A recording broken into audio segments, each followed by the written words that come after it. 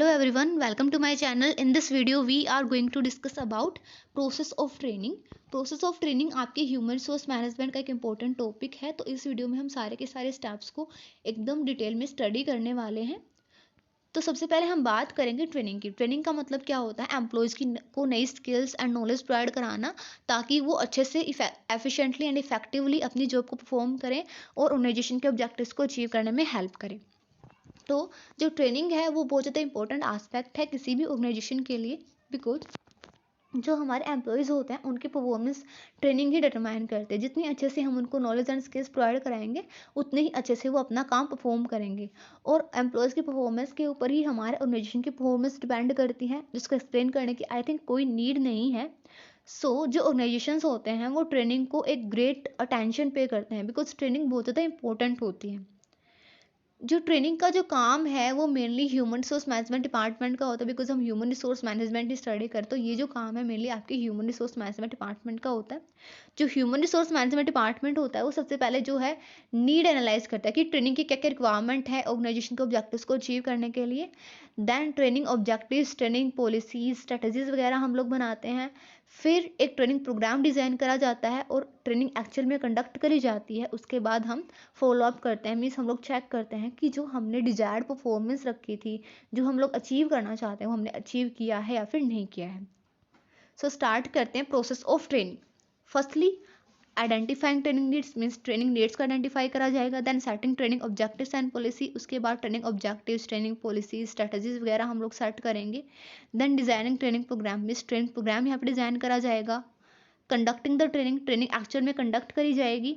And follow up and evaluation, means check किया जाएगा कि जो भी हमने ऑब्जेक्टिव सेट करे थे वो अचीव हुए हैं या फिर नहीं हुए हैं। Let's start with the first step, identifying training need या फिर training need assessment. Training need assessment भी आपका एक बहुत ज़्यादा इंपॉर्टेंट क्वेश्चन है जो एग्जाम्स के अंदर आता है, तो आपको यहाँ पे एकदम फोकस करके रखना है। फर्स्टली ट्रेनिंग नीड असेसमेंट का मतलब क्या होता है? Training need assessment is a process that involves establishing areas where employees lack skills, knowledge and ability in effectively performing their job. Means ऐसे एरिया जहाँ पे एम्प्लॉयज़ को स्किल्स की कमी है, उनको नॉलेज नहीं है और वो एबल नहीं है इफेक्टिवली अपना काम करने के लिए। मीन्स ऐसे एरियाज हम यहाँ पे फाइंड आउट करेंगे जहाँ पे ट्रेनिंग की रिक्वायरमेंट है। यहाँ पे हम मेनली दो चीज़ें देखेंगे, ऑर्गेनाइजेशन की डिमांड और इंडिविजुअल एम्प्लॉय की डिमांड। ऑर्गेनाइजेशन की डिमांड क्योंकि हमें ऑर्गेनाइजेशन के ऑब्जेक्टिव्स को अचीव करना है, तो ऑर्गेनाइजेशन की क्या रिक्वायरमेंट है, ऑर्गेनाइजेशन के ऑब्जेक्टिव्स के अकॉर्डिंग हमें क्या ट्रेनिंग प्रोवाइड करानी चाहिए, किन किन एरियाज में ट्रेनिंग की रिक्वायरमेंट है वो हम लोग चेक करेंगे। And individual employees means individual के कैरियर के लिए क्या रिक्वायरमेंट है ट्रेनिंग की, उसको कैरियर प्लानिंग जो हम आगे स्टडी करने वाले ह्यूमन रिसोर्स मैनेजमेंट के अंदर। लेकिन यहाँ पे मैं आपको उसका थोड़ा ब्रीफ व्यू दूंगी क्योंकि ये यहाँ पे आ गया है पॉइंट बीच में। इंडिविजुअल एम्प्लॉयज़ के रिगार्डिंग हम लोग क्यों चेक करेंगे? बिकॉज अगर ऑर्गेनाइजेशन में कोई भी एम्प्लॉय एंटर करता है तो पहले क्या होता था कि ऑर्गेनाइजेशन का मतलब ये था कि बस मेरे को अपने ऑब्जेक्टिव्स अचीव करने हैं। लेकिन आजकल जो ऑर्गेनाइजेशन है वो स्ट्रेटजी बना रहे हैं कि अगर हम एम्प्लॉयज़ को उनके अपने ऑब्जेक्टिव्स अचीव करने में हेल्प करेंगे तो ऑटोमेटिकली वो अच्छे से परफॉर्म करेंगे और हमारे ऑब्जेक्टिव्स भी अचीव हो जाएंगे। तो मीन्स जो ह्यूमन रिसोर्स डिपार्टमेंट है वो इंडिविजुअल एम्प्लॉयज़ की करियर नीड्स को देख के भी ये चेक करता है कि किन किन एरियाज़ में उसकी लैकिंग है, वो अपने करियर पाथ पे कैसे अच्छे से चल सकता है। तो ये सब भी हम लोग यहाँ पे एनालाइज करेंगे, चेक करेंगे। आइडेंटिफाइंग ट्रेनिंग नीड्स में मेनली आपके 3 टाइप के एनालिसिस इन्वॉल्व होते हैं। फर्स्ट है आपका organisational analysis, then your task और role analysis, then your manpower analysis. Firstly organisational analysis. Organisational analysis क्या होता है? एक कॉम्प्रिहेंसिव एनालिसिस होता है जिसमें हम लोग ऑर्गेनाइजेशन को एनालाइज करते हैं। अब ऑर्गेनाइजेशनल एनालिसिस में हम क्या क्या एनालाइज करते हैं, क्या क्या ऑब्जेक्टिव्स है ऑर्गेनाइजेशन के, क्या क्या रिसोर्सेज हैं, कैसे उन रिसोर्स को एलोकेट कर रखा है, कैसे हम उनको यूटिलाइज कर रहे हैं, क्या हमारे ऑर्गेनाइजेशन का कल्चर है और क्या एनवायरनमेंट है।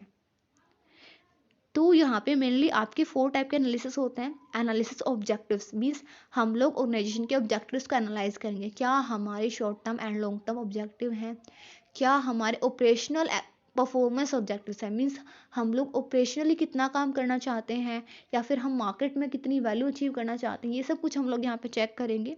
Then resource utilisation analysis means हमारे पास क्या क्या रिसोर्सेज हैं, human resources as well as physical resources. Means हमारा हमारे पैसे मीन्स फाइनेंस हमारे पास कितना है, कौन सी टेक्नोलॉजी है, कितनी मशीनरी है, सब कुछ हम लोग यहाँ पे चेक करेंगे।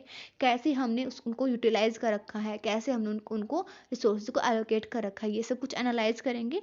ऑर्गेनाइजेशनल क्लाइमेट और कल्चर एनालिसिस मीन्स हमारे ऑर्गेनाइजेशन का क्लाइमेट कैसा है, कैसा वर्किंग कल्चर है हमारा, क्या रिलेशन है टॉप मैनेजमेंट और एम्प्लॉयज़ के अंदर, क्या पॉइंट ऑफ व्यू है टॉप मैनेजमेंट का ट्रेनिंग के रिगार्डिंग और एम्प्लॉयज़ के डेवलपमेंट के रिगार्डिंग, ये सब कुछ हम लोग एनालाइज करेंगे। Then environmental scanning, environmental scanning का मतलब क्या होता है कि हम लोग एनवायरमेंटल फैक्टर्स को देखेंगे, एनवायरमेंट को स्कैन करेंगे। एनवायरमेंट स्कैनिंग के अंदर means political, technological, socio cultural environment को हम लोग एनालाइज करेंगे, बिकॉज इसका भी हमारे ऑर्गेनाइजेशन के ऊपर बहुत ज़्यादा इम्पैक्ट होता है। इन सारे एनालिसिस का हमें क्या फ़ायदा होने वाला है, इससे हम लोग वो एरियाज फाइंड आउट कर पाएंगे जहाँ पे हमें ट्रेनिंग की रिक्वायरमेंट है। देन टास्क और रोल एनालिसिस, टास्क और रोल एनालिसिस यहाँ पे थोड़ा सा आपको क्लियर हो ही क्या होगा कि किसी जॉब को करने के लिए क्या क्या टास्क और क्या क्या रोल है। मीन्स किसी एम्प्लॉय का क्या काम है, क्या रोल वो प्ले करता है, वो क्या जॉब करता है, किन किन ऑपरेशंस उसके साथ एसोसिएटेड हैं, किन कंडीशन के अंदर कोई एम्प्लॉय काम करता है, किस मेथड के थ्रू काम करता है, उसके पास क्या क्या स्किल्स हैं, क्या क्या नॉलेज हैं, और उस जॉब को करने के लिए किन स्किल्स और नॉलेज की रिक्वायरमेंट है, क्या स्टैंडर्ड्स हैं उस जॉब को परफॉर्म करने के लिए। ये सारी चीज़ें हम यहाँ पे एनालाइज करेंगे। मीन्स पूरी तरह हम लोग यहाँ पे बोल सकते हैं जॉब एनालिसिस, मीन्स यहाँ पे हम जॉब को एनालाइज करने वाले हैं। इसका मेन पर्पज क्या होता है, ये चेक करना कि हमें उस एम्प्लॉयज़ को एक्चुअल में सिखाना क्या है, व्हाट शुड वी टॉट। अगर हमें यही नहीं पता होगा कि उस जॉब को करने के लिए किन किन स्किल्स, किन किन नॉलेज की रिक्वायरमेंट है, उस जॉब पे काम कैसा करना होता है, उस जॉब की इंपॉर्टेंस क्या है, तो how can we taught, how can we teach the employ. तो सबसे पहले हमें मेरे लिए यही पता होना चाहिए कि मैं सिखाना क्या है। तो इस स्टेप पे हम लोग ये चेक करेंगे कि हमें एक्चुअल में एम्प्लॉय को सिखाना क्या है। Then manpower analysis, manpower analysis का मतलब क्या होता है कि यहाँ पे हम लोग उन पर्सन्स को देखेंगे, उन पर्सन्स को ढूंढेंगे जिनको हमें ट्रेन करना है, और ये चेक करेंगे कि उनकी किस नॉलेज के अंदर चेंज करना है, क्या स्किल्स हमें उनको प्रोवाइड करनी है, और क्या एटीट्यूड में चेंज होना चाहिए एम्प्लॉयज़ का। Attitude I am sorry, it's aptitude, aptitude का मतलब होता है कॉम्पिटेंसी या फिर स्किल्स। मैन पावर एनालिसिस में भी मेनली आपके 4 स्टेप्स होते हैं। फर्स्टली हम लोग चेक करेंगे कि क्या किसी एम्प्लॉय की जो परफॉर्मेंस है वो सब स्टैंडर्ड है। अगर कोई एम्प्लॉय अच्छे से ऑर्गेनाइजेशन के स्टैंडर्ड्स के अकॉर्डिंग काम कर रहा है पूरा अपना, तो ऑब्वियसली हमें उसको ट्रेनिंग प्रोवाइड करने की कोई नीड नहीं है। जो एम्प्लॉय सब स्टैंडर्ड काम कर रहे हैं, मीन्स स्टैंडर्ड से कम काम कर रहे हैं, उन एम्प्लॉयज़ को ट्रेनिंग की रिक्वायरमेंट होती है। फॉर एग्जाम्पल ऑर्गेनाइजेशन ने सेट कर रखा है कि 100 पेयर ऑफ शूज़ बनाने हैं एक एम्प्लॉयज़ को पर डे, लेकिन एक एम्प्लॉय जो है वो 100 बना रहा है तो उसको ट्रेनिंग की कोई रिक्वायरमेंट नहीं है। लेकिन एक एम्प्लॉय जो है वो 80 बना रहा है, 70 बना रहा है, 90 बना रहा है, तो उसको ट्रेनिंग की रिक्वायरमेंट है। देन सेकेंडली हम लोग चेक करेंगे कि क्या एम्प्लॉय ट्रेनिंग के लिए कैपेबल है या फिर नहीं, बिकॉज समटाइम ट्रेनिंग के थ्रू हम लोग एम्प्लॉय की परफॉर्मेंस को सही नहीं कर सकते हैं, उनमें हद से ज़्यादा लैकिंग होती है। फॉर एग्जांपल वही 100 वाला, अगर एक एम्प्लॉय 80-90 तक भी बना रहा है तो ऑब्वियसली हम उसको ट्रेनिंग प्रोवाइड करके उसकी परफॉर्मेंस को अच्छा कर सकते हैं, उसके रिजल्ट्स को अच्छा कर सकते हैं। लेकिन एक एम्प्लॉय अगर 50-40-30 शूज़ के ऊपर ही बना के फेल हो रहा है तो ऑब्वियसली ट्रेनिंग भी कुछ नहीं कर सकते यहाँ पे, तो हमें उसको कोई और ही टास्क के अंदर एसोसिएट करना पड़ेगा, कोई और ही जॉब उसको प्रोवाइड करनी पड़ेगी। थर्डली हम वो एरियाज डिटरमाइन करेंगे जहाँ पे ट्रेनिंग की रिक्वायरमेंट है। फर्स्ट स्टेप के अंदर हमने जस्ट रिक्वायरमेंट फाइंड आउट की थी, हमने ये स्पेसिफाई नहीं किया था, हमने यहाँ पे डिटरमाइन नहीं किया था कि क्या क्या एरियाज हैं, यहाँ पे हम लोग डिटरमाइन कर रहे हैं। देन लास्टली हम लोग ये चेक करेंगे कि क्या ट्रेनिंग प्रोग्राम हमारे लिए बेनिफिशियल होगा, क्या ट्रेनिंग एम्प्लॉयज़ की परफॉर्मेंस को इम्प्रूव करेगी या फिर नहीं करेगी। अगर नहीं करेगी तो ऑब्वियसली हम आगे के स्टेप्स को छोड़ देंगे। Then determining objectives of training, उसके बाद हम ट्रेनिंग के ऑब्जेक्टिव्स डिटरमाइन करेंगे। ट्रेनिंग के ऑब्जेक्टिव्स का मतलब क्या होता है कि क्या अचीव करने के लिए हम ट्रेनिंग कर रहे हैं। Objectives of training express gap between present and desired performance. Objectives of training हमें ये बताते हैं कि present और desired performance के बीच में कितना gap है, और ये हमें control measures provide करते हैं। जो हमारा last step होगा उसके अंदर हम यही तो check करने वाले हैं कि क्या हमारे objectives achieve हुए या फिर नहीं हुए। अगर हम objectives ही set नहीं करेंगे तो हम किसको achieve करने के लिए काम करेंगे, और कैसे check करेंगे कि हमारा training program अच्छे से हुआ है या फिर नहीं हुआ है। तो बेसिकली इस के ऊपर हम लोग यहाँ पे परफॉर्मेंस या फिर ऑब्जेक्टिव्स को सेट करते हैं। ट्रेनिंग ऑब्जेक्टिव जो है हमारे क्वांटिटेटिव और क्वालिटेटिव दोनों ही टर्म्स के अंदर होते हैं, और ट्रेनिंग ऑब्जेक्टिव्स के अकॉर्डिंग ही हम लोग ट्रेनिंग पॉलिसी, ट्रेनिंग प्रोग्राम और स्ट्रेटजीज डिज़ाइन करते हैं ट्रेनिंग के को कंडक्ट करने के लिए। आपके बहुत सारे ऑब्जेक्टिव्स हो सकते हैं ट्रेनिंग के बिहाइंड। कुछ ऑब्जेक्टिव्स आपके जैसे कि आप अपने न्यू एंट्रेंट्स मीन्स जो आपके इंटर्न है, जो आपके नए एम्प्लॉयज़ हैं, उनको ट्रेन करने के लिए, उनकी नॉलेज एंड स्किल्स को इम्प्रूव करने के लिए उनको ट्रेनिंग प्रोवाइड करा रहे हो। एम्प्लॉयज़ की परफॉर्मेंस को इम्प्रूव करने के लिए, सक्सेशन प्लानिंग के लिए, सीनियर मैनेजमेंट की थिंकिंग को बोर्ड करने के लिए, उनकी डेवलपमेंट के लिए आप उनको ट्रेनिंग प्रोवाइड करा रहे हो। ये सब कुछ आपके ऑब्जेक्टिव्स हो सकते हैं ट्रेनिंग के बिहाइंड। और बहुत सारे फैक्टर जो है आपको ऑब्जेक्टिव्स को सेट करने से पहले कंसिडर करने होते हैं। आपके बिजनेस का नेचर और साइज क्या है, क्या रोल है और कितना इंपॉर्टेंट टास्क है आपके टारगेट ग्रुप का। टारगेट ग्रुप मतलब कि जिनको आप ट्रेनिंग प्रोवाइड करने जा रहे हो। ट्रेनिंग किनको प्रोवाइड करने जा रहे हो? वो एम्प्लॉय जो एक्चुअल में ट्रेनिंग के लिए कैपेबल हैं, जिनमें स्किल्स एंड नॉलेज की कमी है, जो सब स्टैंडर्ड काम कर रहे हैं, जिनके रिगार्डिंग आपने मैन पावर एनालिसिस में एनालाइज किया था, उनको आपने डिटरमाइन किया था कि हमें इन एम्प्लॉयज़ को ट्रेनिंग प्रोवाइड करानी है। वो हमारा होता है टारगेट ग्रुप। कहाँ पे ट्रेनिंग की रिक्वायरमेंट है वो एरियाज हम लोग चेक करेंगे। ऑपरेशनल रिजल्ट्स हमें क्या चाहिए, means operational result means output results, input output result आपको क्या चाहिए।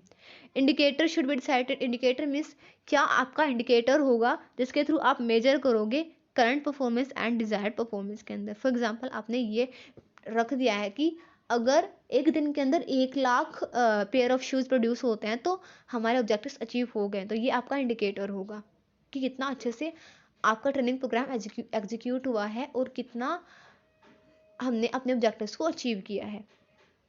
देन डिज़ाइनिंग और ट्रेनिंग प्रोग्राम, यहाँ पे हम लोग ट्रेनिंग प्रोग्राम को डिज़ाइन करेंगे।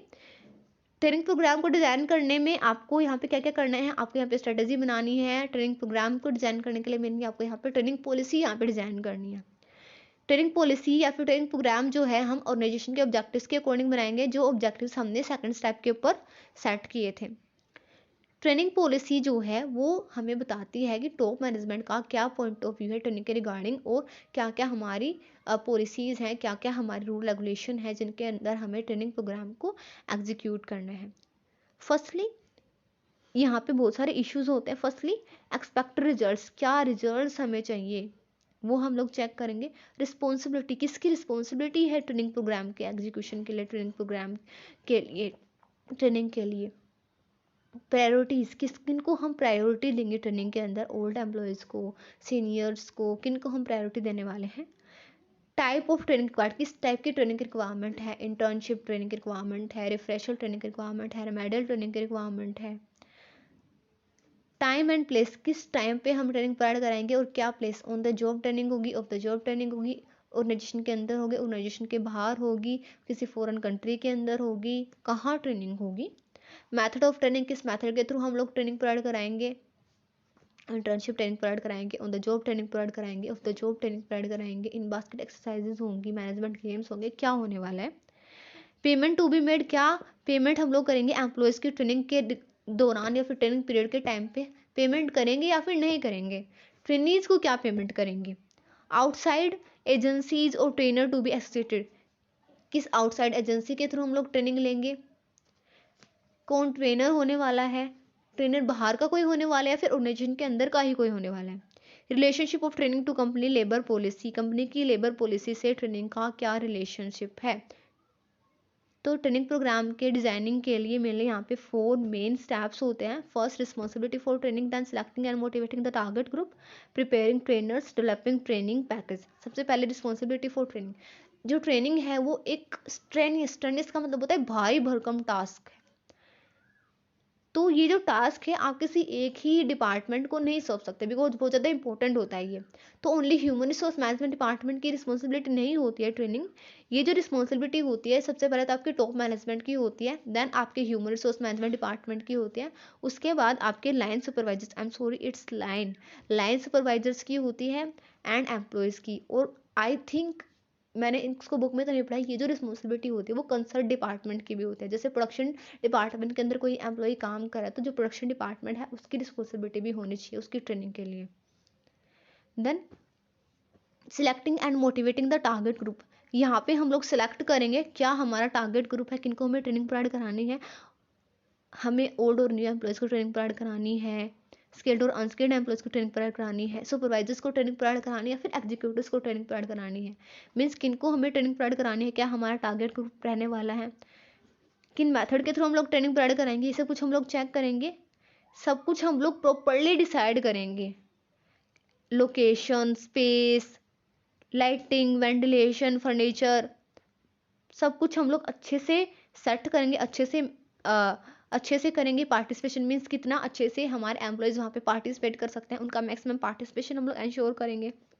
Freedom of social interaction means वो अच्छे से एक दूसरे से बात कर सके, अच्छे से इंटरेक्ट कर सके, ये फ्रीडम हम लोग यहाँ पे चेक करेंगे। ओपन कम्युनिकेशन, जो कम्युनिकेशन है वो ओपन रहे, फ्रेंडली रहे, हेल्पफुल रहे, ये सब कुछ हम लोग यहाँ पे चेक करेंगे। और जो हमारा टारगेट ग्रुप है उसको इतनी सारी फैसिलिटीज़ दे के, अप्रोप्रिएट लोकेशन, स्पेस, लाइटिंग वगैरह दे के हम उसको मोटिवेट करेंगे ट्रेनिंग को अच्छे से करने के लिए, ताकि हमारे ऑर्गेनाइजेशन के ऑब्जेक्टिव्स अचीव हो सके। बिकॉज जितने अच्छे से हमारे एम्प्लॉयज़ ट्रेन होंगे वो उतना अच्छे से परफॉर्म करेंगे और इन रिटर्न हमारे ऑर्गेनाइजेशन के ऑब्जेक्टिव्स अचीव हो जाएंगे।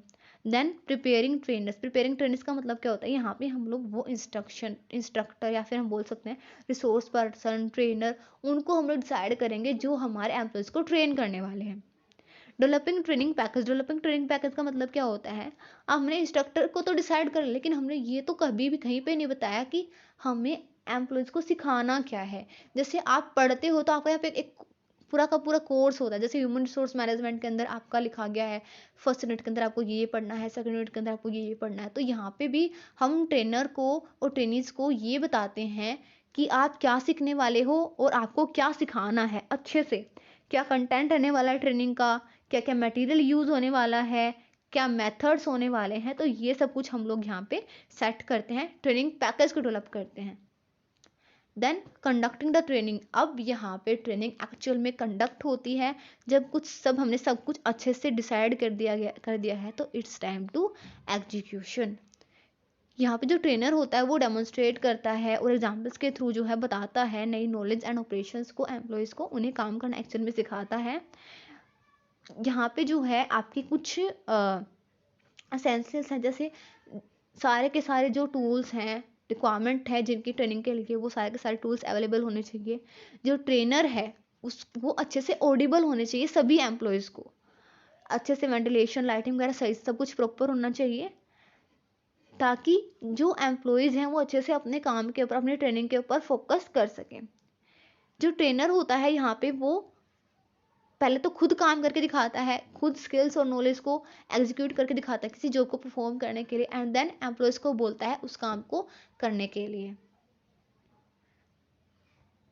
यहाँ पे जो एम्प्लॉयज़ होते हैं वो किसी काम को बार बार करके देखते हैं, धीरे धीरे, ताकि वो उस काम को एक्चुअल जॉब के अंदर अच्छे से एग्जीक्यूट कर सकें। और अगर वो अच्छे से काम नहीं कर पा रहे हैं, अगर उन्हें नहीं पता चला कि ट्रेनिंग ने उनको क्या सिखाया, तो ट्रेनर का काम क्या होता है कि वो उनको दोबारा से सिखाए, जिस स्टेप के अंदर गलती है वो उस स्टेप को सही से सिखाए, या फिर अगर पूरा ही जो प्रोसेस है, पूरे ही जो स्टेप्स हैं वो गलत है, तो फिर से एक्सप्लेन करे जो भी उसने पहले सिखाया है उसको।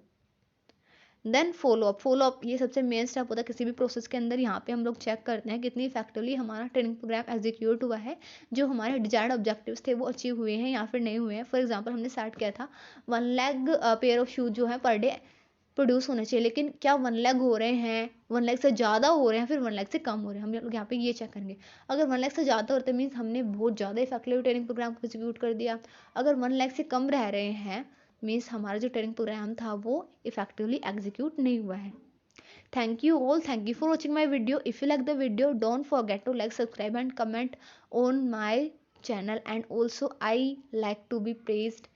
Please comment on my video, and you can suggest any topic on which you want me to make the video. In next video we will discuss the career planning.